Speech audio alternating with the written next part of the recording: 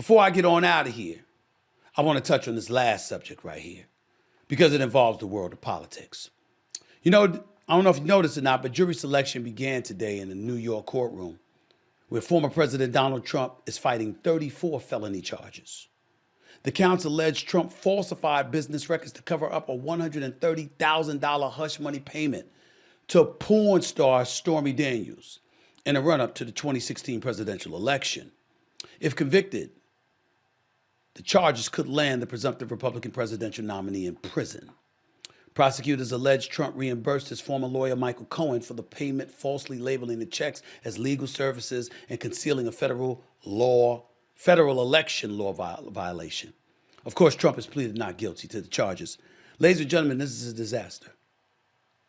Somebody needs to tell you, so I'm going to tell y'all. And I got liberals working for me who will remain nameless, working on my staff and stuff like that. But without looking at them, I'm going to plead to them to understand where I'm coming from. I want to emphasize that I'm not absolving Trump from anything. I'm not trying to paint him as some good guy who's being victimized. That's not what this is about. What this is about is the end game and people not willing to see the forest from the trees, understanding the damage that can ultimately be caused. You want Trump gone? Beat him. Beat him. Period. Didn't Roe v. Wade get overturned? Isn't there millions upon millions of women out there who are diametrically opposed to that decision?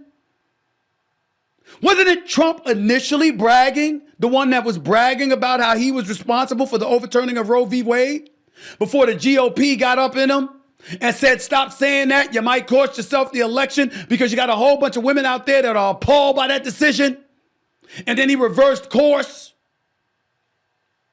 Not completely with Roe v. Wade, but in terms of the amount of time that should be allowed before you're allowed to have an abortion, or the amount of time that should span before you can ultimately cut off the possibility of being able to have an abortion. These are the kind of things that Trump has been involved with. You've got that going on. You've got an economy that the Democrats want to say is thriving. We've got an inflation issue that they say is not really an issue. You're just miscalculating what's really transpiring.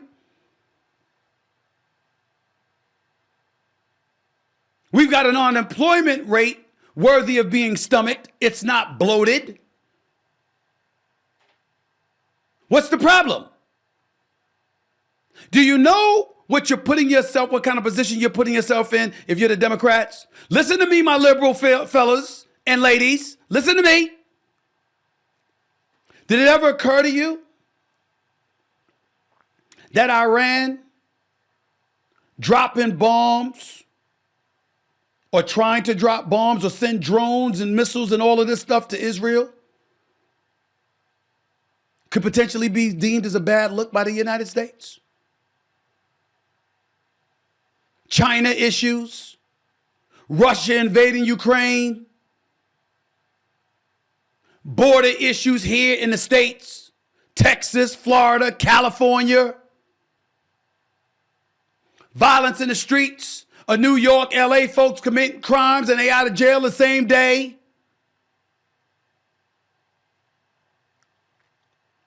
Is it possible that it could be perceived that you're going after Trump using lawfare because you can't beat him, because you know the issues don't favor you?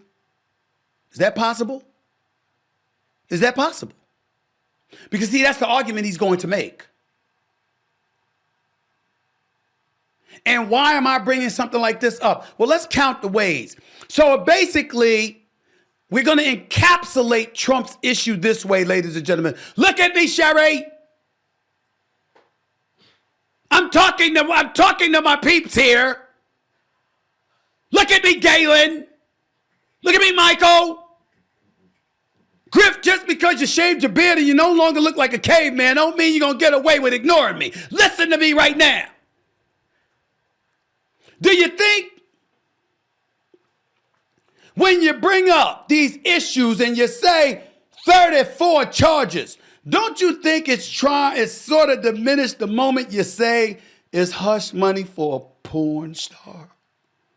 So let me get this straight.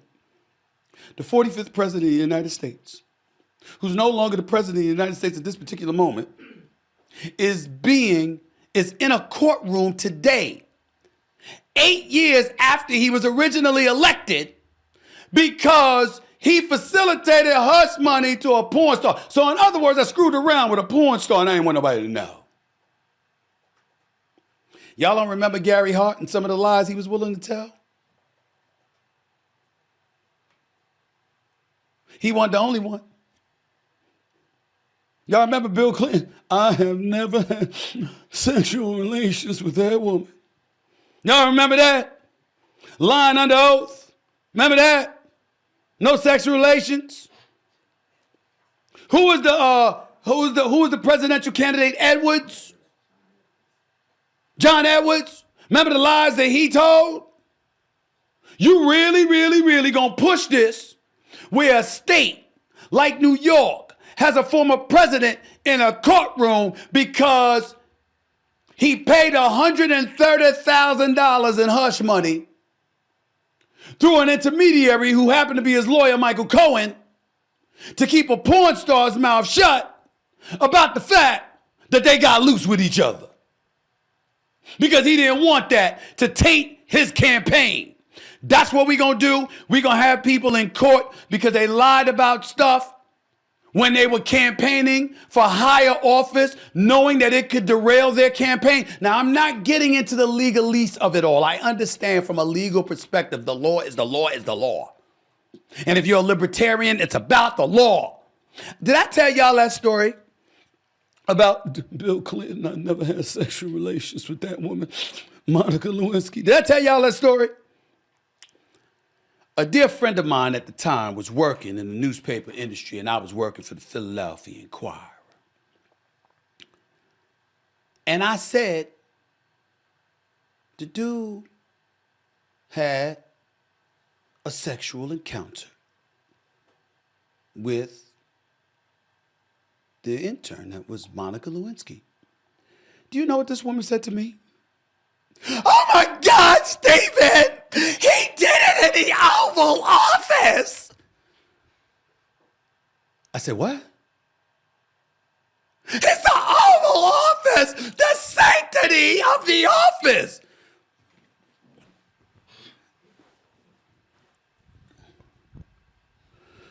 Wasn't John F. Kennedy in that office? Wasn't Marilyn Monroe alive then? Mr. President. She wasn't there. Never showed up at White House. Even if she didn't. Jackie Kennedy was a good-looking woman. They just went upstairs, honey. They never did anything in the Oval Office. Ever. Never died.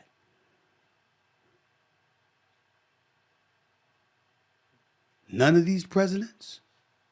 I mean, I don't know the answer to this question. It's just rhetorical questions. It's JFK, it's Lyndon B. Johnson, it's Richard Nixon, it's Gerald Ford, it's Jimmy Carter, it's Ronald Reagan, it's H.W. Bush, and then Clinton, and then George W. Bush, and then Barack Obama. I think Michelle Obama is the greatest first lady that ever lived.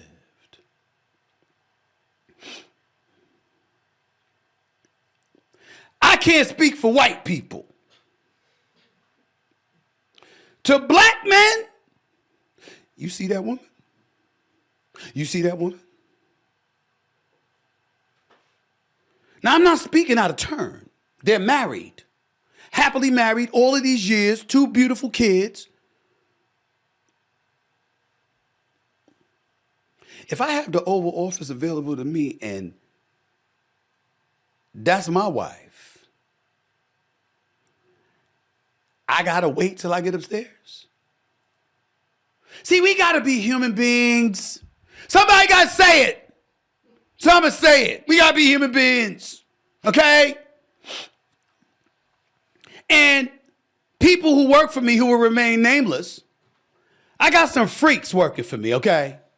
Happily married, but freaks nevertheless. Don't tell me every move you made was in the bedroom.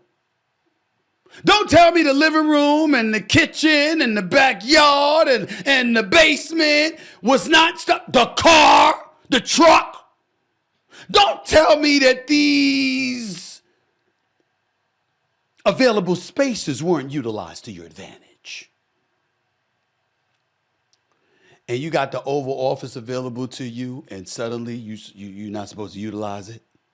You talk about power tripping, you talk about ego. Think about that for a second. I'm not going to get loose in the Oval Office once. Stephen, he did it in the Oval Office. This woman was not playing. She was dead serious when she said that to me. And I said, oh my God, people like this really do exist. It's insane. That's how ridiculous it seems right now. When Bill Clinton, just to articulate my level of consistency, because I want to make sure everybody knows, when I was around during the whole Bill Clinton, Monica Lewinsky thing, I never held against him lying about having sexual relations with that woman. Do you know why? I lied to my wife. What the hell I care about y'all for? I'm worried about her. I'm worried about Hillary. I ain't worried about y'all. That's why. That's why. Remember, he was reelected. He was still going to be able to serve his time. All that effort he was putting forth, if I remember correctly, was to keep it from Hillary. It wasn't the public. He already in office. It was to keep it from Hillary. That's who you wanted to keep it from. Because I assure you, every married man I know that has transgressed is significantly more concerned about the wrath from their woman than they are about public opinion. When it comes to sex, that's the truth. So all I want to say is he got with a porn star and tried to hide it while he was campaigning for the highest office in the land. And that's y'all case. It's much ado about nothing. To my liberal friends out there, all you're doing is showing that you're scared you can't beat them on the issues and the merits. That's why he keeps saying it's a political campaign against me. That's why he keeps saying they can't beat me at the election, at the polls. This is the only way they could do it. And if you don't put him in jail, and he still goes from being the presumptive GOP nominee to the official GOP nominee, and he goes to the polls, even though he was going to whine about winning and being rigged again, you have given more fodder to that argument, which means we'll never have peace in this country because tens of millions of people see what extent the other side is willing to go through just to keep him out of office because they can't beat him on their own merits. And they're going to say, hey, you trumped this up against him again, and we'll have no peace. When all you got to do is figure out a way to beat him on the issues. But you haven't been able to do it. What a damn shame. I was only joking when I said on First Take this morning I'm considering voting for a third party because that would throw away my vote. But I do mean it when I say this. If I did it, which I won't, but if I did it, you deserve it. You can't beat them. Everything you do shows me you can't beat them. It's a damn shame. It really, really is. It's embarrassing. It's embarrassing. In jail because of a porn star.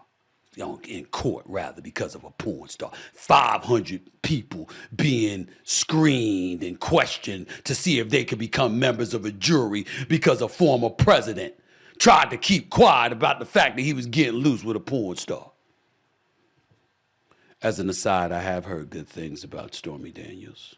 I mean, I don't know anything myself. I never looked. But I'm just saying, I would think that we could do better. It's a damn shame that we can't.